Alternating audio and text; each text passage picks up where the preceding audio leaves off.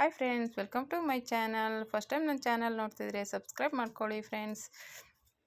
ಇವತ್ತು bread roast ಮಾಡೋಣ ಅಂತ ಅಂದ್ಕೊಂಡಿದ್ದೀನಿ. ಊರಿಂದ ಬೆಣ್ಣೆ ತಂದಿದ್ನಲ್ವ, ಅದರಲ್ಲಿ ಸ್ವಲ್ಪ ಇಟ್ಟಿದ್ದೆ. ಹಾಗಾಗಿ ಅದಕ್ಕೆ ಫಸ್ಟ್ಗೆ ನಾನು ಒಳಗಡೆ ಪಲ್ಯದ ಥರ ಮಾಡ್ಕೊತಾ ಇದ್ದೀನಿ. ಒಳಗಡೆ ಬ್ರೆಡ್ ಮಧ್ಯ ಇಡೋದಕ್ಕೆ ಅದಕ್ಕೆ ಫಸ್ಟ್ ಸ್ವಲ್ಪ ಎಣ್ಣೆ ಹಾಕ್ಬಿಟ್ಟು ಒಂಚೂರು ಕಡಲೆಬೇಳೆ ಹಾಕಿ ಫ್ರೈ ಮಾಡ್ಕೊತಾ ಇದ್ದೀನಿ.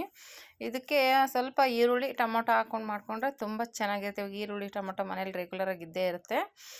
ಈ ಥರದ್ದು ಮಾಡಿದಾಗ ಈ ಥರ ಮಾಡಿಕೊಂಡ್ರೆ ತುಂಬ ಚೆನ್ನಾಗಿರುತ್ತೆ. ಮಕ್ಕಳಿಗೆಲ್ಲ ನೀವು ಜಾಸ್ತಿ ಅದ್ರ ಜೊತೆಗೆ ಬೇಕಾದರೆ ಕ್ಯಾಪ್ಸಿಕಮ್ಮು ಆ ಥರ ತರಕಾರಿನೆಲ್ಲ ಹಾಕಿ ಮಾಡ್ಕೊಡ್ಬೋದು. ಇಲ್ಲ ನಾನು ಈರುಳ್ಳಿ ಟೊಮೊಟೊ ಮಾತ್ರ ತೊಗೊಂಡಿದ್ದೀನಿ. ನೋಡಿ, ಫಸ್ಟ್ಗೆ ಈರುಳ್ಳಿನ ಚೆನ್ನಾಗಿ ಫ್ರೈ ಮಾಡ್ಕೋಬೇಕು, ಸ್ವಲ್ಪ ಎಣ್ಣೆಲಿ ಬಾಡಿಸ್ಕೋಬೇಕು. ಈ ಥರ ಮಾಡಿಕೊಟ್ರೆ ತುಂಬ ಚೆನ್ನಾಗಿರುತ್ತೆ. ಮನೆಯಲ್ಲೇ ಮಾಡೋದ್ರಿಂದ ಮಕ್ಕಳಿಗೆ ಒಂಥರ ಟೇಸ್ಟಿಯಾಗಿ ಚೆನ್ನಾಗಿರುತ್ತೆ. ಇವಾಗ ಬೆಣ್ಣೆ ತಂದಾಗ ನಾವು ಯಾವಾಗಲಾದರೂ ಈ ಥರ ಮಾಡ್ತೀವಿ, ಇಲ್ಲ ಬೆಣ್ಣೆ ಗುಲ್ಕನು ಆ ಥರ ಬೇರೆ ಬೇರೆ ರೀತಿ ಮಾಡ್ಕೋತೀವಿ. ಆ ಥರ ಈ ಥರನೂ ಈರುಳ್ಳಿ ಟೊಮೊಟೊ ಮನೇಲಿದ್ದೇ ಇರುತ್ತೆ, ಆರಾಮಾಗಿ ಮಾಡ್ಕೊಳ್ಳಿ ಬೆಣ್ಣೆ ತಂದಾಗ. ಇಲ್ಲ ಇದರಲ್ಲಿ ತುಪ್ಪನೂ ಬೇಕಾದ್ರೆ ಬ್ರೆಡ್ಗೆ ರೋಸ್ಟ್ ಮಾಡಿ ಮಾಡ್ಕೊಬೋದು. ಈ ಥರ ಮಾಡಿಕೊಂಡು ಚೆನ್ನಾಗಿ ಎಣ್ಣೆಯಲ್ಲಿ ಫ್ರೈ ಆಗಬೇಕು ಅದು ಈರುಳ್ಳಿ. ನೋಡಿ ಕಲರ್ ಬಂದಿದೆ. ಇವಾಗ ಟೊಮೊಟೊ ಹಾಕ್ಕೊಂಡು ಸ್ವಲ್ಪ ಕೆಂಪು ಖಾರದ ಪುಡಿ ಅಂದರೆ ಒಣಮೆಣ್ಸಿನ್ಕಾಯಿ ಪುಡಿ ಹಾಕ್ಕೊಂಡಿದ್ದೀನಿ. ಇಲ್ಲಾಂದರೆ ಸಾಂಬಾರು ಪುಡಿ ಇದ್ರೂ ಹಾಕ್ಕೊಬೋದು. ನಿಮ್ಗೆ ಎಷ್ಟು ಖಾರ ಬೇಕೋ ಅಷ್ಟು ಹಾಕ್ಕೊಂಡು ಹಾಕ್ಕೊಳ್ಳಿ. ಹಾಕ್ಬಿಟ್ಟು ಮಿಕ್ಸ್ ಮಾಡಿಕೊಂಡು ಸ್ವಲ್ಪ ಅದೇ ನೀರಲ್ಲಿ, ಟೊಮೊಟೊ ನೀರು ಇರುತ್ತಲ್ಲ ಅದೇ ನೀರಲ್ಲಿ ಬಿಟ್ಕೊಳ್ಳುತ್ತೆ. ಅದು ಖಾರದ ಪುಡಿ ಎಲ್ಲ ಹಾಕಿ ಉಪ್ಪು ಹಾಕಿ ಲಾಸ್ಟಲ್ಲಿ ಒಂಚೂರು ಕೊತ್ತಂಬರಿ ಸೊಪ್ಪು ಉದುರಿಸ್ಕೊಂಡ್ರೆ ಸಾಕು, ರೆಡಿಯಾಗುತ್ತೆ ಇದು ಬ್ರೆಡ್ ಮಧ್ಯೆ ಹಾಕ್ಕೊಳ್ಳೋದಕ್ಕೆ. ಇದನ್ನು ರೆಡಿ ಮಾಡಿ ಸೈಡ್ಗೆ ಇಟ್ಬಿಡೋಣ. ಆಮೇಲೆ ಬ್ರೆಡ್ ರೋಸ್ಟ್ ಮಾಡ್ಕೊಳ್ಳೋಣ.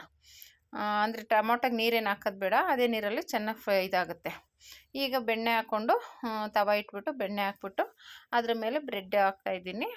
ಬ್ರೆಡ್ನ ರೋಸ್ಟ್ ಮಾಡ್ಕೊಳ್ಳೋಣ. ಆ ಕಡೆ ಈ ಕಡೆ ಬೆಣ್ಣೆ ತಿನ್ನೋಕೆ ತುಂಬ ಚೆನ್ನಾಗಿರುತ್ತೆ. ಅಂದರೆ ಈ ಥರ ಮಾಡ್ಕೊಂಡು ತಿಂದರೆ ಇನ್ನೂ ಟೇಸ್ಟಿಯಾಗಿರುತ್ತೆ. ಬ್ರೆಡ್ ಮೇಲೆಲ್ಲ ರೋಸ್ಟ್ ಮಾಡ್ತಾಯಿದ್ದೀನಿ, ಬೆಣ್ಣೆ ಹಾಕ್ತಾಯಿದ್ದೀನಿ.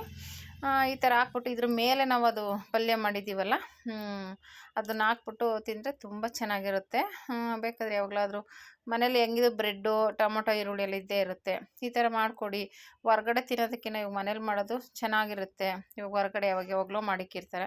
ಇದು ಫ್ರೆಶ್ ಆಗಿ ನೀವು ಅಲ್ಲೇ ಮಾಡಿ ರೆಡಿ ಮಾಡ್ಕೊಬೋದು. ನೋಡಿ ಈ ಥರ ಆಲ್ರೆಡಿ ಒಳಗಡೆ ಹಾಕಿ ನಾನು ರೆಡಿ ಮಾಡ್ತಾಯಿದ್ದೀನಿ. ನೋಡಿ ಈ ಥರ ಮಧ್ಯ ನೀಟಾಗಿ ಎಷ್ಟು ಬೇಕು ಅಷ್ಟು ಪಲ್ಯನ ಹಾಕ್ಕೊಂಡು ಮಧ್ಯೆ ಇನ್ನೊಂದು ಬ್ರೆಡ್ ಇಕ್ಬಿಟ್ಟು ಹಾಕ್ಕೊಂಡು ಅದನ್ನ ಮಧ್ಯೆ ಕಟ್ ಮಾಡಿಕೊಂಡ್ರೆ ತುಂಬ ಚೆನ್ನಾಗಿರುತ್ತೆ. ಅಂಗಡಿಯಲ್ಲಿ ಮಾಡಿರೋದಕ್ಕಿಂತ ಚೆನ್ನಾಗಿರುತ್ತೆ. ನೋಡಿ ಈ ಥರ ಬರುತ್ತೆ. ಈ ಥರ ಮಾಡಿಕೊಡಿ ಫ್ರೆಂಡ್ಸ್. ಹೇಗೆ ಬಂತು ಅಂತ ಕಮೆಂಟ್ ಮಾಡಿ. Thank you for watching friends.